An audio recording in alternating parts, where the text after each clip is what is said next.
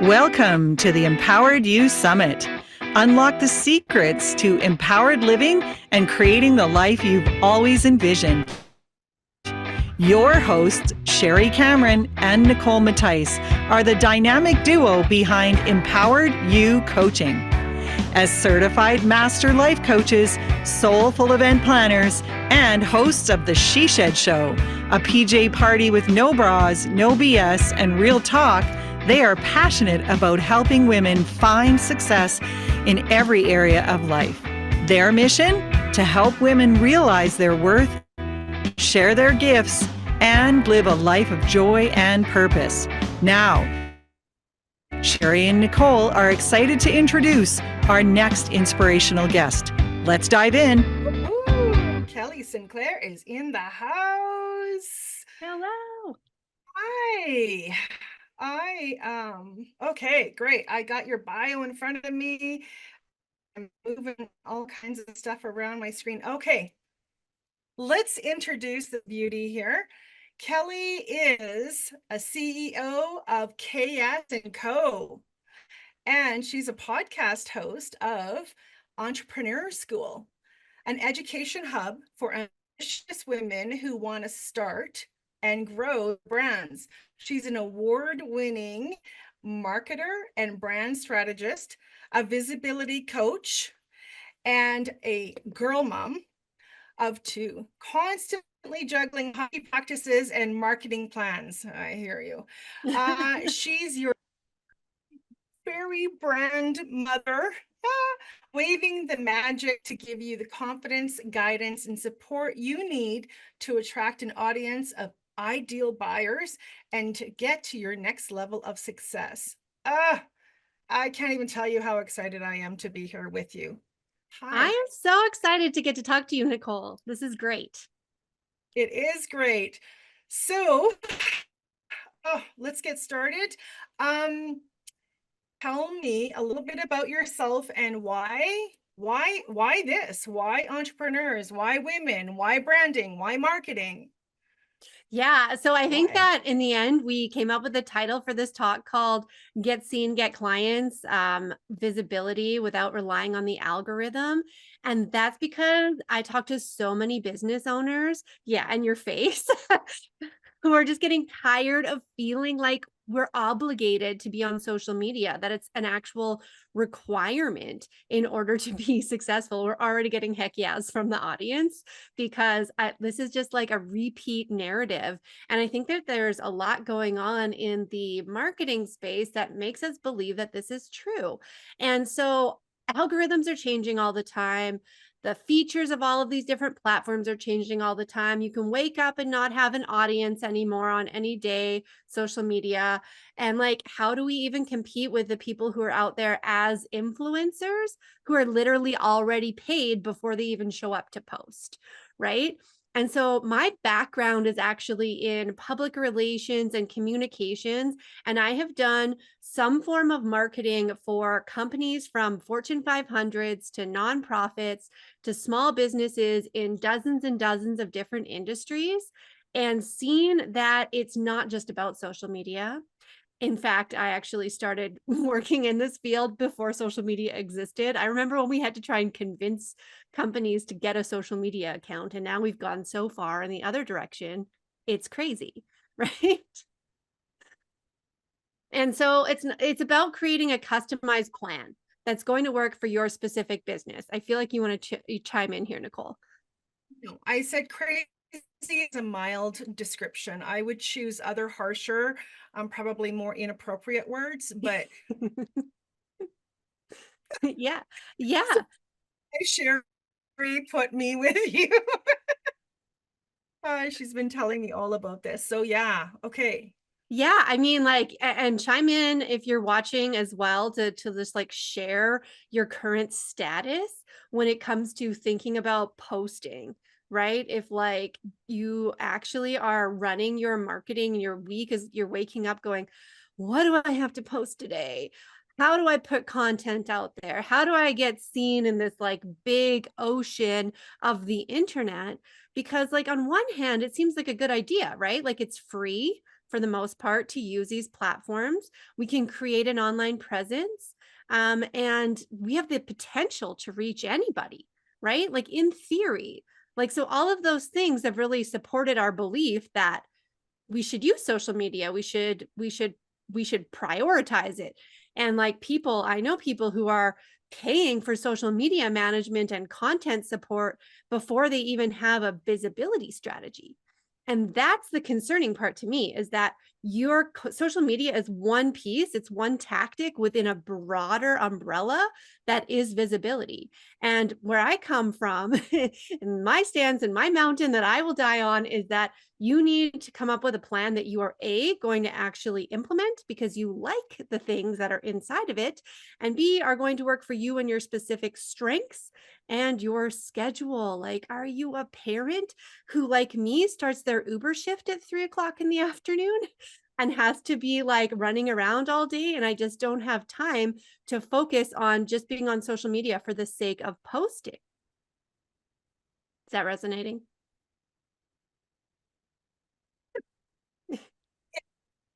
All day, every day, I feel like I have this conversation not only with myself, but my bestie in business. And it's just, for me, if I didn't have a business, I wouldn't have a social media account. That's the aversion that I have to social media. I want to be a private person. My life is my life. You get access to my life because you're interested in it, not because you want to creep and compare and cut down and do all those things that are happening. And then you add a business on top of that, and you go like, I I don't want to be here. That's me. And then when you ask the question, like, what am I even supposed to post? I don't even want to be here. So yeah. Oh, Yeah. And so when you're thinking about it from that perspective, where it just feels like an obligation and like you have to show up and figure out what you're trying to post, you're putting that energy into it, right? So, like, no wonder it's not going to work. It's not going to resonate. It's not going to land. You're just going to create this self-fulfilling prophecy where I spent all this time trying to figure out how to make a reel and I post it and nobody sees it. And what was the point? What a waste of time. Right. So I think that there are some good things about social media. I love to participate in events like this, connect with the other speakers, to like showcase that I'm doing stuff, to like have a space that's not so static like a website, that allows you to really sort of still show up like you are a real person in a real business that is in fact still happening.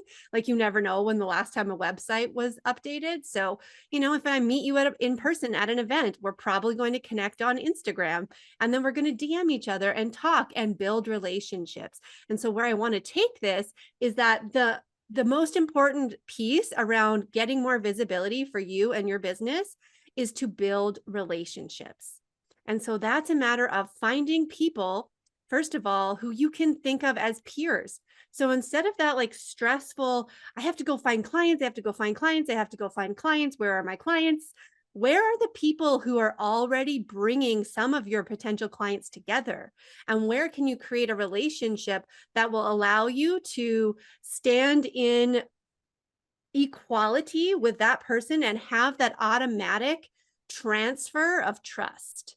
Right? Like, when I'm here on this stage, people who trust you, Nicole, and Sherry, who brought this event together, and any of the other speakers who may have invited them to come here, are already going to see me in a more trusting light. I'm not having to start from scratch when it comes to that relationship. You kind of get a fast track in terms of that trust building. And we all know that trust building is one of the most essential pieces when it comes to making sales, because people need to know and like and trust you, right? They need to hear a little bit about you, get to know your personality, understand that you really are an expert in what you do, and hear some of those tips and have some of those breakthroughs where you shift the way they're thinking about things.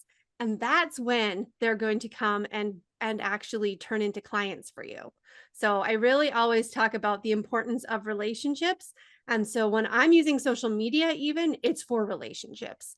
When I'm thinking about how to get more visible and find ways to get in front of people, it's about the relationships that I have.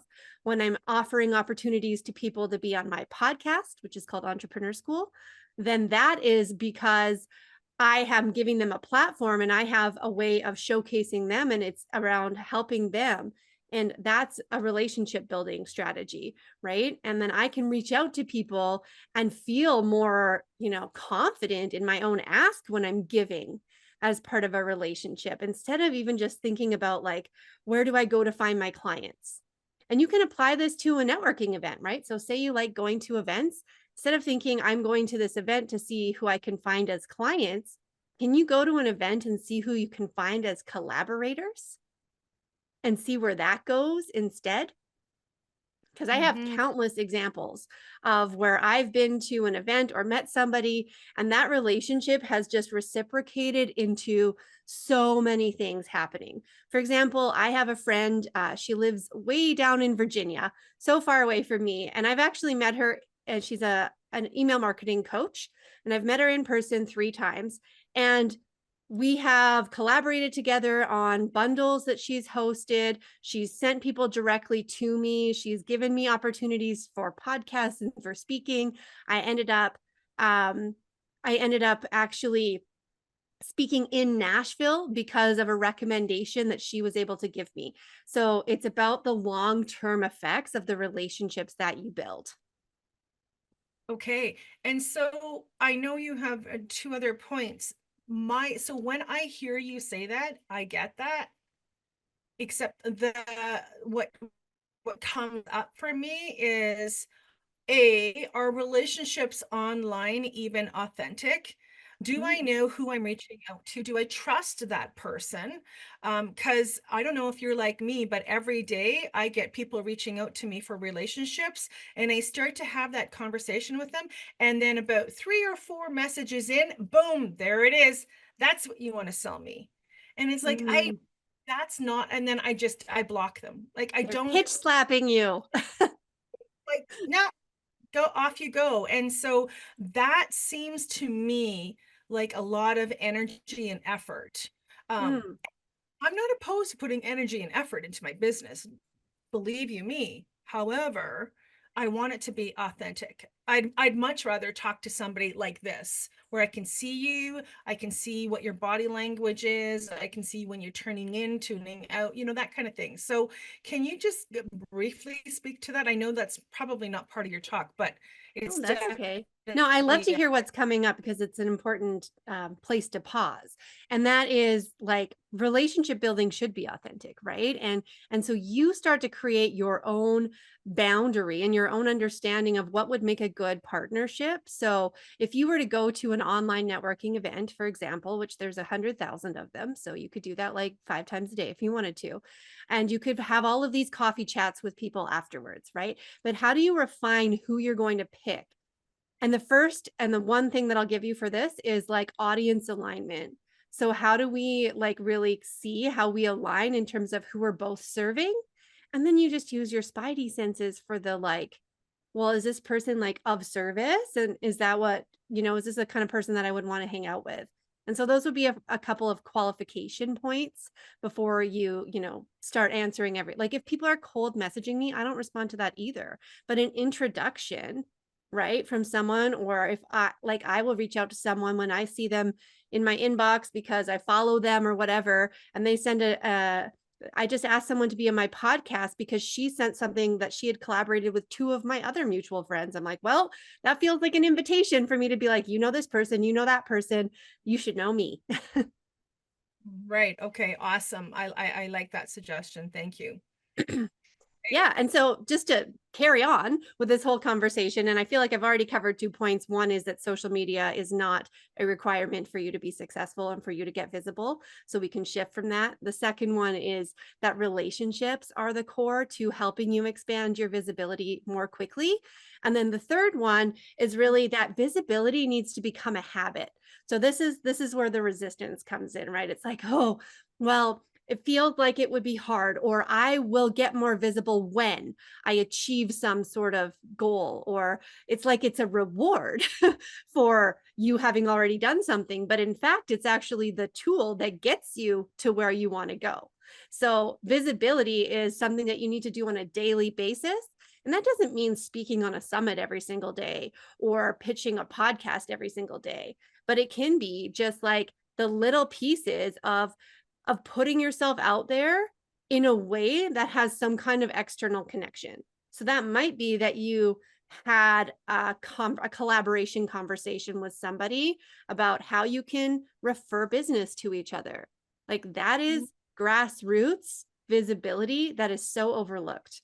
That can be going to a networking event in your community.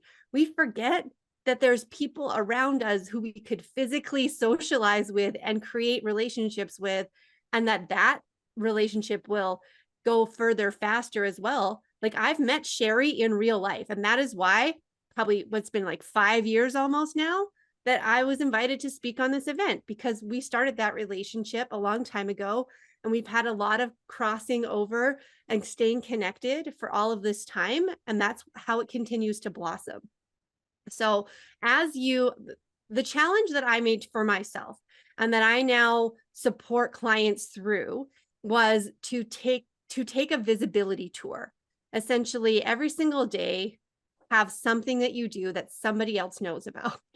So that's how you know you're putting yourself out there, right? It's not oh, I changed my website copy, or I, took a picture, or I made a video, but I didn't post it. Any of those things. It's like it involves somebody else. So you're connecting with someone, you're putting a line in the water, right? Like they say about putting fishing lines in the water. Well, eventually those are going to start catching fish. And when you're doing it every day, you've got so many that you're building amazing momentum. And sometimes when you do something, you'll get a surprising result. One of the first things that I did, and this is just because I'm me and I have a background in public relations, and so I also have relationships with the local media here in Cochrane where I live. And even though I was still nervous. So don't get me wrong there. I wanted to pitch and tell them about my podcast. It had just launched. I wanted to share why it was great. And so I did a media outreach. I ended up being featured on the radio, online, and in the physical print paper on the front page, like with a half page. This is thousands and thousands of dollars in advertising value. So that was incredible, right? The results there is like, ooh, let's take this little win, but not that. It's just, how do I take this win and turn it into something else? Well, my podcast started to get noticed, and I was getting pitches from people who had literally no business being on my show, like people who own a helicopter and like have big, huge events with 7,000 people and like are multi millionaires, and also are on the Joe Rogan show. I'm like, what are you doing talking to me? But let's talk. And then I take that and I turned it into a case story, so that I could get a speaking opportunity in Nashville. And it's just the momentum, it creates confidence. You see results. Some are little, some are big, some are yeses, some are nos, but either way, you're moving forward, and you can take that momentum and build so much traction for yourself and create the results that you're looking for in terms of visibility. Wow. Very, very, very cool. And congratulations in just being brave and going, okay, I'm going to go do this. Yeah. We have a question here. Can you give a couple other examples of what we can do? And I know that that's probably what you do in a consultation and whatnot, but just a couple more examples of Sure. So if you like networking, go out to an event. If you are a speaker, pitch yourself for a podcast, right? Find a podcast host, somebody who's doing something like that. If you like email marketing, there are bundles that are happening. This is a whole big thing I've honestly grown my email list by over 1,800 people in a year because of doing things like that, where it's a collaboration effort and people are sending out digital products and they're getting access to it as part of a bigger bundle, which is a really fun thing to do. But sometimes it's just also to reach back out to a previous client or someone that you had a discovery call with like 6 months ago and check in on them. Like, get your face back in their world, because you know how it goes. We get busy. We're thinking about doing something. We talk, and then all of a sudden 3 months go by and we forget that, oh yeah, I was actually interested in what you were offering. It just wasn't the right time. And that can sometimes turn into a client like really, really quickly. It's some of these really simple things that are not like involving you making a media kit or anything fancy. It's just connecting. It's just talking to someone. It's just getting visible back into their world. Right, right. And so what happens if you tend to be Patty says thanks. Like a little bit of a more introverted kind of person. So like possibly going out dressed up and being in a room by yourself with a whole bunch of strangers, they make you, I mean, get uncomfortable with being uncomfortable. However, what would you say to that? Yes, Get yes. uncomfortable. And without giving you all the excuses as to why you shouldn't have to do it, is you do have to get a little bit uncomfortable. Absolutely. Because that's going to create amazingness. You'll see what you're capable of, right? That's really like what this whole summit is about, to show you that you are capable of so much more than you believe that you are. But it's also about taking baby steps, right? And doing something that feels like progress for you, that's on your own measuring stick. That's why there is no cookie cutter plan. There is no one size fits all approach to visibility. And I really like to work directly with people to identify what your strengths are and what your top opportunities will be in order to get you visible in a way that feels good for you. That's going to align with your energy, your personality, your style, your introvertedness or your extrovertedness, whatever it is that you want to prioritize. I love that. I love the non-cookie cutter, because it's like, you're looking at body over here and it's like, well, I guess I should be doing that. Sherry and I talk about this all the time, because we came into a partnership and into our businesses going, I don't want to be like everybody. I am not like everybody else. Take me, love me, hate me, let them go do whatever. However, these shoulds, well, we should do that, and it's like, no, why should we? But then it's like, okay, then what's the next, like, again, like our talk, what's the next step? I mean, we can answer that for ourselves, but yeah, Mhm. I love the cookie cutter approach. Thank you for giving that to us as entrepreneurs. Yeah, I mean, So we'll yeah. get so frustrated trying to follow everyone's roadmaps, right? And a lot of the time, if we're still in this DIY phase, we are not seeing the whole picture. And so it looks like they just did this. Or we get a piece of a plan. Like I said, a visibility strategy would be your entire umbrella that covers everything that you do that has to do with marketing. And spoiler alert, a lot of those things come back to understanding your brand, who your ideal clients are, how to message yourself and position yourself, not just like, what are the things that I need to do, but what are the things that I need to do come from the alignment with knowing what your brand is, why you're different, and how to make you stand out, right? Versus a lot of the times we will get caught up in the shiny objects of like, oh, I need this Instagram course, or I need this thing that's going to teach me how to make a summit, or I need this thing that's going to like cover this tiny little piece. And that's like, I don't know. I don't have a good analogy. It's like trying to build a chair with one leg and then stack everything on top of it and not let that piece of wood fall down in the process. Yeah, yeah, yeah, beautiful. It is like that, yeah. So we have 6 minutes left. So anything further that you want to share from your 3 points? Yeah. So I think that what I want you to know is that it's entirely possible to build a visibility habit that can take you as little as 10 minutes a day. Like, we're not Oh, talking about like every day you get up and then you have to hustle and create like a whole new pitch for yourself. You're not constantly reinventing yourself. You're just doing little pieces that are helping you build momentum. Because after time, and I have been doing this consistently for myself for over a year now, because I just keep seeing the results. And every like 60 to 90 day window, creates amazing opportunities. I get on podcasts, I get invited to talk at amazing events like this. I'm part of other collaborations. I'm getting people who are saying yes to being on my show. Like, it's turning into new clients, new exposure in front of new people.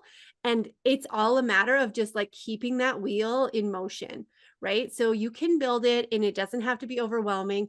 Once you get your strategy that's customized to you and your system that's going to work for you to like cut and paste certain things. Like if you want to be on podcasts, I got 5 podcasts in one day last month. Like I landed 5 podcast opportunities. And that's because I had my bio handy and I had all the things that I needed to like fill out the forms once they, you know, offered me the invitation. And those are the pieces that I help people put together inside of the programs that I offer as well, just to make it really simplified and streamlined so that you're not like constantly reinventing the wheel. And it's the ripple effect. Like I've seen amazing ripples happening. And I love to play this game sometimes where it's like, if I never did this, then I would have never gotten that. Right. And it all started back when I got up the courage to do that media pitch that led to that podcast interview, that led to the speaking opportunity in Nashville, which PS, I used to always want to be a country singer. And so me speaking on a stage in Nashville was like the highlight of my childhood dreams. And then the people that I met in the room in Nashville have we've done podcast collaborations together. I've done affiliate partnerships, like lots of things have just come out of it. And the ripples are still going, right? And that's the amazing part. It's like, well, this thing that happened, it didn't just come overnight. It came because of all of the things that I've done to build up to it. And I think that you can embrace the excitement of like not knowing what's going to happen when you do something. Sometimes we're like, ooh, should I do that? I don't really know what's going to result in. What if you could just shift that into what exciting things might come out of me taking this action? And sometimes it's the simplest little things. It's the one single email that you sent that you knew that you had on your list that you've just been pushing off. And we all have this on our list and we're going to go do it right after this event. You're going to go do that thing. That's the thing that could create the amazing opportunity for you. And you're just that close. You're one step away. It doesn't have to be all of these things combined. You're just one step away. It's just one step. And then the next step reveals itself. Yeah. So you have some gifts for us. And so I am putting in the chat your first gift to everybody. Yes. You want to Yes. So the Ultimate Visibility Toolkit is just going to shortcut you if you're like, what should I be doing? There are like 30 plus proven visibility strategies in there and in a very easy calendar format. So you can even make your plan and say, this is what I'm going to do on each day for the next 30, 60, 90 days, however long you want to use it for. And then there's a bonus gift. So if you sign up for that, you're also going to see an invitation to jump on a 15-minute visibility ROI call with me, which means I will help you identify what your number one priority will be when it comes to getting you more visible. So you just, once you go through that checkout, it'll be coming to your inbox, an invitation to do that. And if not, just send me a direct message and I'll make sure that you get that invitation exclusively for you. Yeah. Oh, awesome. Well, I'm available at 4:35 today. So yeah, I'm just kidding. We'll bring a glass of wine, I think. Of course, you have your VIP gift for anyone who upgrades to that VIP ticket. This is one of the things that you will get. Yes. So that is an audio course. It's a bingeable audio course talking about all of the different ways to get visibility that don't rely on social media, my thoughts and opinions on how you can utilize different strategies and some of the details about how you'd actually go about determining which kinds of things like podcast guesting, speaking, sponsorships, collaborations, all of those things, and how to evaluate what's going to be the best for you. And it's Excellent. super bingeable and short. Oh, awesome. Thank you, Kelly. We are out of time and I can't wait to collaborate. Yes, same. Thank you so much for having me. Thanks, Kelly. Thank you for joining us for another amazing session on the Empowered You Summit. For more information or to learn more about our upcoming Life by Design weekend workshop, email us at hello@empoweredyoucoaching.com. Now, tune in to another transformational speaker.